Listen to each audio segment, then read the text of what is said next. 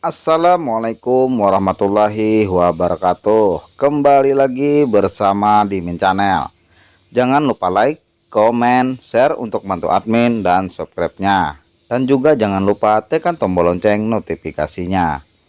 Yuk lanjut ke cerita Diana Permata Indah dari Desa. Karya Heni, bab 38. Seujung kuku. Pak Abimanyu tersenyum melihat Diana mau memenuhi undangannya untuk makan siang. Terima kasih, Nona Diana telah berkenan menerima undangan makan siang dari saya. Senyuman ramah Pak Abi terus menghiasi wajahnya. Diana meraih handphonenya. Seperti biasa mulai mengetikkan kata di sana. Jangan seperti ini, Pak. Bersikap seperti biasa dan panggil saya seperti biasa Anda memanggil saya. Diana mengetikkan kata yang baru. Maafkan saya, Pak. Bukan maksud saya membohongi semua orang. Saya memang bisa bicara. Tapi ada hal yang tidak bisa saya katakan pada siapapun. Bahkan Anda sekalipun. Kenapa saya selama ini berpura-pura bisu dan menutupi identitas saya? Pak Abi terhenyak membaca tulisan Diana. Iya, Nak. Bapak memakluminya. Dan itu adalah hak kamu. Toh, selama ini kamu tidak memanfaatkan hal itu untuk menarik simpatik dari orang lain atau menipu orang dalam kategori merugikan. Diana tersenyum dan mengetikkan kata, terima kasih karena Pak Abi tidak kecewa padanya karena dirinya selama ini berpura-pura bisu. Mari kita masuk ke dalam saja, Nak Diana. Kita tunggu pengacara Nijam di dalam saja. Diana dan Pak Abi melangkah bersama masuk ke dalam restoran. Sedang di sisi lain di area luar restoran, sebuah mobil yang terparkir tidak jauh dari pintu utama restoran. Di dalam mobil ada Ardia dan putranya Najib. Ardia dan Najib terus memandangi Diana. Ardia sangat penasaran dengan laki-laki yang menyambut Diana. Entah bagaimana jalan kehidupan anak itu. Di sekelilingnya banyak orang-orang dari kalangan elit. Sebelumnya pengacara Nijam. Sekarang dia bersama seorang tokoh. Dan aku yakin orang yang menyambut Diana adalah tokoh yang sangat penting, Guru Tu Ardia. Perlahan Ardia membuka pintu mobilnya. Dengan gaya anggunnya, dia turun dari mobil. Melihat ibunya sudah turun, Najib langsung menyusul ibunya dan berdiri di samping ibunya. Dia ingin mencari tahu siapa laki-laki yang menyambut Diana sebelumnya. Ardia mendekati security yang berjaga di depan pintu. Apa saya boleh tahu siapa laki-laki yang masuk dengan wanita muda tadi? Maaf Nyonya, kami tidak izinkan memberitahu identitas tamu-tamu kami pada orang yang tidak berkepentingan. Ardia sangat kesal dan meruntuki kebodohannya. Restoran ini selain mewah juga sangat menjaga privasi. Ardia terus memikirkan Diana dan orang yang dia duga itu tokoh penting. Melihat bagaimana lingkungan Diana dan orang-orang penting yang ada di sekitar dia, sepertinya masa depan kamu terjamin, sayang, ucap Ardia. Itu lingkungan di Mama. Tidak ada hubungannya dengan kita. Andai Mama meminta bantuan Diana agar aku bisa bekerja di salah satu perusahaan Agung Jaya, Diana tidak akan mendengarkan permintaan Mama. Ardia menatap putranya dengan sorot mata yang begitu tajam. Aku akan membuatnya menuruti segala perkataanku. Najib tersenyum. Dia menertawakan kepercayaan diri ibunya yang terlalu tinggi. Bagaimana dia tunduk padanya. Bahkan Diana tidak merasa takut pada ibunya, walau hanya seujung kuku. Ayo kita makan siang, ajak Ardia. Ibu dan anak itu masuk ke dalam restoran bersama-sama. Tapi di dalam restoran tidak menemukan Diana. Ardia memandangi ke setiap sudut yang ada dalam restoran. Najib tersenyum melihat ibunya terus menyisiri setiap sudut yang mampu terjangkau oleh pandangan matanya. Mama mencari Diana, Najib terkekeh. Mama lupa siapa yang bersama Diana. Itu orang penting, Mama. Sok pasti mereka makan siang di ruangan VIP restoran ini. Ardia menghempas napasnya begitu kasar karena ucapan putranya sangat benar. Ardia segera mencari meja yang dia mau dan menempatinya, melupakan Diana untuk sejenak. Di sebuah ruangan VIP restoran, Pak Abimanyu menuangkan teh hangat ke dalam gelas, lalu memberikannya pada Diana. Maafkan saya Pak Abi, saya terlambat. Dengan napas yang masih tidak beraturan, Nijam menarik salah satu kursi yang ada tepat di samping Diana. Tidak apa-apa Nak Nijam, Dokter Diana juga baru sampai. Pak Abimanyu mengisi gelas kosong lain dengan teh hangat dan memberikannya pada pengacara Nijam. Nijam dan Diana perlahan menyasap teh mereka. Pandangan Pak Abi tertuju pada tangan Diana yang memegang gelas teh. Balutan perban itu sangat menyesakkan hati Pak Abi. Sedetik kemudian pandangan matanya tertuju pada tangan Diana yang satunya. Pak Abi tidak bisa menyembunyikan kemarahannya. Raut wajahnya seketika memerah melihat balutan perban di kedua tangan Diana. Dia terbayang cerita pengacara Nijam dan beberapa tim medis yang ada di tempat kejadian. Saat tragedi itu terjadi, perlahan Diana meletakkan gelas tehnya. Diana bisa melihat kemarahan yang berkobar dalam diri Pak Abi. "Luka saya tidak parah, Pak. Sebentar lagi pasti sembuh," ucap Diana. "Tapi aku tetap tidak bisa memaafkan perubahan mereka." Salah. "Tapi aku tetap tidak bisa memaafkan perbuatan mereka."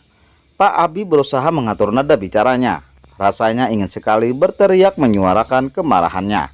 "Aku meminta pengacara Nijam untuk menyeret mereka ke pengadilan. Mereka harus membayar semua perbuatan mereka," geramnya. "Semua berkas laporan juga sudah kulengkapi. Bahkan pihak kepolisian mulai menginterogasi mereka. Tapi lagi-lagi Veronica bisa bebas sementara karena jaminan dari ibunya," sela pengacara Nijam. "Kali ini dia hanya bisa bebas sementara.